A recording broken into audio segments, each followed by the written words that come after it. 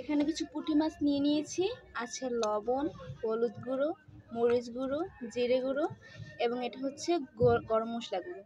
এটা আপনারা চাইলে স্কিপও করতে পারেন। এগুলো এখন পুঁটি মাছে দিয়ে দেব।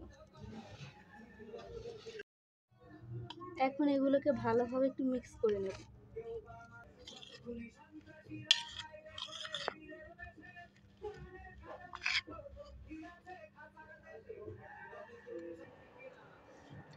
মাছগুলোকে এই তেলে দিয়ে দেব।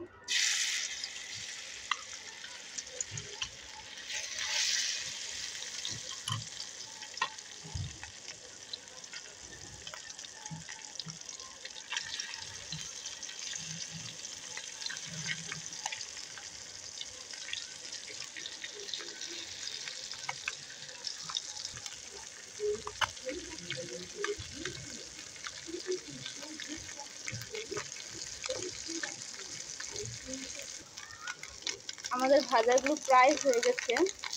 আমরা এটা একটু সময় নিয়ে ভেজেছি, দেখতে পাচ্ছেন। এই দেখতে পাচ্ছেন দুই সাইডে সুন্দর মতো ভাজা হয়ে গেছে। এই যে দেখুন আমাদের মাছ পানিগুলো পুরো হয়ে গেছে। এখন থেকে নামিয়ে